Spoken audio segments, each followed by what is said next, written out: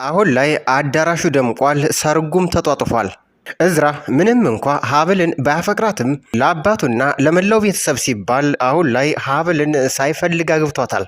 ሀብል ደግሞ እዝራ እንደማይፈልጋትና እንዲሁም እንደማያፈቅራት ጠንቅቃ ታውቃለች። ነገር ግን በእናቷ በወይዘሮ መነን አማካኝነት የዚህን ቤት ሀብት ንብረት ለመቀራመት እንዲሁም ደግሞ ወደፊት የእንጀራ ሚስት እየተባለች እንዳትጠራ ስለማሰብ እንዲሁም ደግሞ ሀብትና ንብረቱን በልጇ በኩል ለማግኘት ስትል ልጇን ሀብልን ለእዝራ ድራለታለች።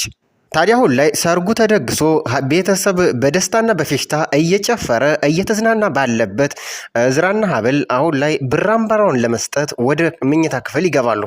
ታዲያ ሀብልም እጅግ እዝራን ፈልገውና አወደው እንዲሁም ደግሞ አፍቅረው እንዳገባችው ከገለጸችለት በኋላ ብር አምባሯንም ለመስጠት እንደተዘጋጀች ስትቀርበው እሱ ግን ምንም አይነት የፍቅር ስሜት እንዲሁም የደስታ ሲቃ ሳይታይበት ክላስ ውስጥ ገብቶ ወይኑን እየጠጣ አፍቅሬያት ያላገባዋት ሴት ብር አምባር ምን ይሰራልኛል? ትሰሚኛለሽ? አፍቅሬ እንዳላገባውሽ እያወቅሽ ደግሞ ነገሩን እንደ አዲስ እንድነግርሽ ለምን ትፈልጊያለሽ? ብሎ ሲጠይቃት እሷም ወደድንም ጠላንም አፍቅረኸኝ እንዳላገባኸኝ አውቃለሁ፣ ነገር ግን በሰፊ አዳራሽ ውስጥ ያንተም የኔም ቤተሰብ ባለበት ቀለበት አድርገህልኝ ሚስት ሆኛለሁ ትለዋለች። ታዲያ እዝራ አሁን ላይ ሌላ የሚወዳት የሚያፈቅራት እንደ ልቡ የሚሳሳላት ራሱ የሚላት ሴት እንዳለች ነግሮላትና ገልጾላት እሷ ጋር ብር አምባር የሚባል ነገር ለመስበርም ለመሰባበርም ጭራሽ ፍላጎት እንደሌለው ይገልጽላታል። ታዲያ በመጨረሻም እዝራ እጅግ በጣም ተናዶ ተበሳጭቶ ተሰምኛለሽ፣ የጫጉላ ጊዜስ ያለምንም ደም ተጠናቋል። ብር አምባርሽን ደግሞ ወደፊት ለምታገቢው ባልሽ ስጪው። እኔም እንደፈረደብኝ የማህደርን ፍቅር በልቤ ይዤ ለአንቺ ጥሩ ባል ለመምሰል እሞክራለሁ ይላታል። ሰላም ጤና ይስጥልን ውድ የተከበራችሁ የቻናላችን ተከታታዮች፣ በዛሬው ቪዲዮአችን ሀብል የተሰኘ እጅግ አጓጊና በጣም አስደማሚ እንዲሁም ደግሞ በጣም አሳዛኝ የቤተሰብ ፍቅር እንዲሁም የፍቅር ታሪክ ልናቀርብላችሁ ወደድን። ታዲያ እናንተ ውድ ተመልካቾቻችን ቻናሉን ሰብስክራይብ እንዲሁም ደግሞ ቪዲዮን ላይክ በማድረግ እስከ ቪዲዮ ፍጻሜ ድረስ አብራችሁን ትዘልቁ ዘንድ የአክብሮት ግብዣችን ነው። አብራችሁን ሁኑ። ወይዘሮ መነን የእዝራን አባት በማግባባትና እንዲሁም ደግሞ የዚህን ሀብትና ንብረት ወደፊት እንድትወርስ በማለት ልጇን ሀብልን ለእዝራ ለመዳር መጨረሻ ላይ ደርሰዋል። አሁን ላይ ተደግሷል። እጅግ ፕሮግራሙ ተጧጡፏል። ታዲያ በሰርጉ ፕሮግራም ሁሉ ቤተሰብ ተሰባስቦ በሷም በኩል በሱም በኩል እጅግ የተጠሩ እንግዶችም ደፋ ቀና እያለች የምታስተናግደው የቤት ሰራተኛዋ ማህደር እጅግ በጣም ከፍቷታል።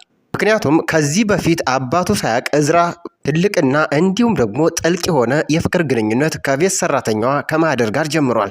ነገር ግን አባቱ እዝራን ሳያማክር እንግዲህ ከዚህ በፊት እንኳ የፍቅር ግንኙነት ይኖረው አይኖረው ሳይጠይቀው አሁን ላይ በእንጀራ እናቱ በወይዘሮ መነን አባባይነት እንዲሁም ደግሞ አግባቢነት ነገሮችን ሁሉ በእጅጉ ውሳኔያቸውን በራሳቸው ወስነው አሁን ላይ ሰርጉን ደግሰው እየተጨፈረ እየተዝናኑ ይገኛሉ።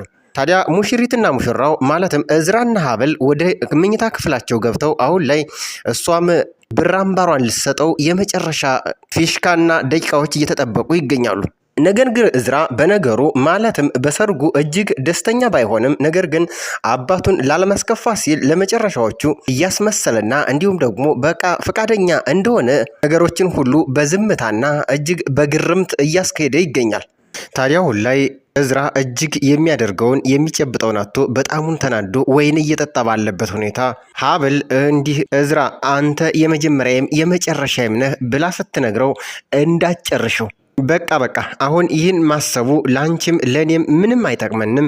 ሀብል እውነቱን ልንገርሽ፣ እኔ ያገባውሽ አባቴ ደስ እንዲለው እንጂ ከራሴ በላይ የማፈቅራት የምወዳት ሴት አለችኝ።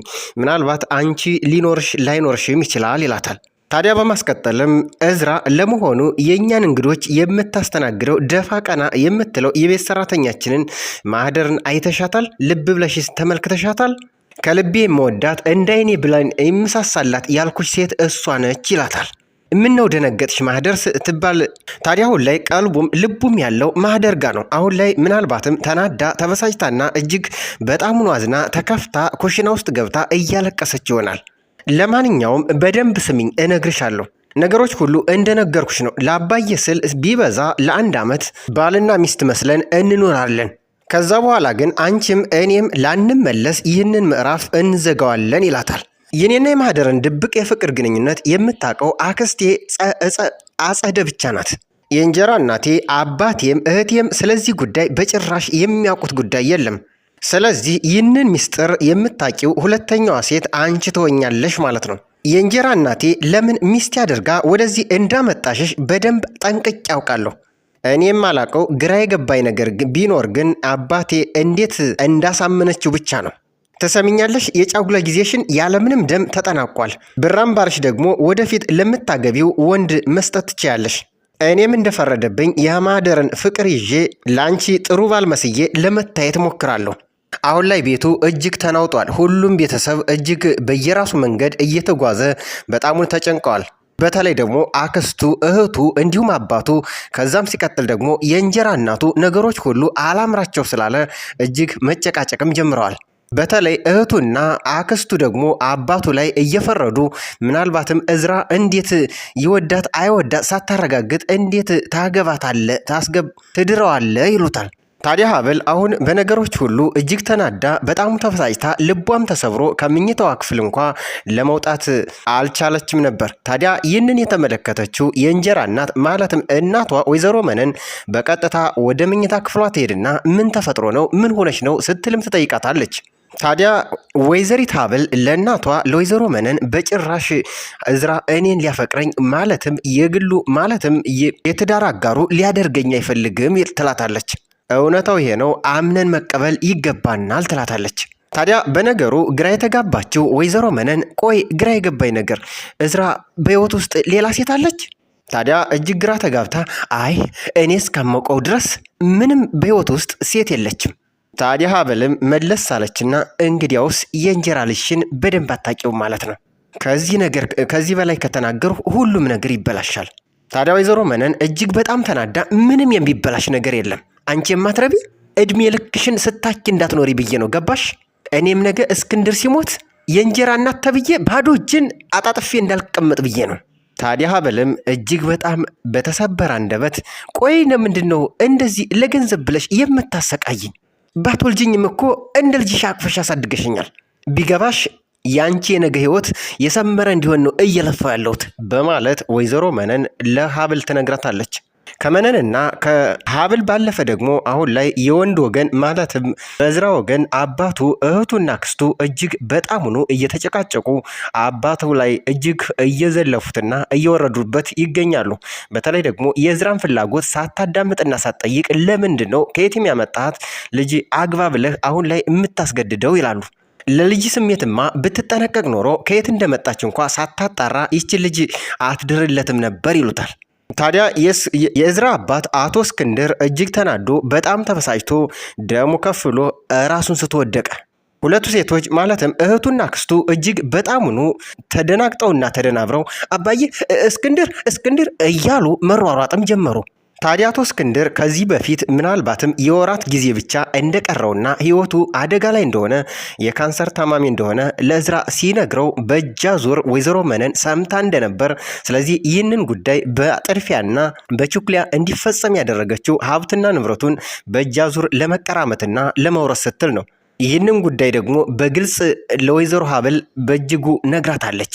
ታዲያ ወይዘሮ መነን ያየችውን የሰማችውን ማመን ያቃታት ማለትም አቶ እስክንድር ጥቂት ጊዜያትና ማለትም 1 ዓመት ጊዜ እንደቀረው ለልጁ ለአቶ እዝራ ሲነግረው በጆሮዋ በመስማቷ እጅግ ከዚህ በኋላ እሱ ብዙም ጊዜ ስለማይቆይ ነገር ግን የሀብቱ የንብረቱ ተቋዳሽ ማለትም ወራሽ አቶ እዝራ እንደሆነ ስታስብ ከዚህ በኋላ ደግሞ እሱ ማለትም እዝራ በእጅጉ የእንጀራ እናቱን መነንን እንደሚጠላትና አባቱ ከሞተ በኋላ እዚህ አካባቢ ድርሽ እንደማያስብላት ስለምታቅ በእጃዙር አጣምራው እንዲሁም ደግሞ የራሷን ልጅ ሀብልን አጋብተው የሀብቱ ተቀራማችና እንዲሁም ተካፋይ ለመሆን ትፈልጋለች።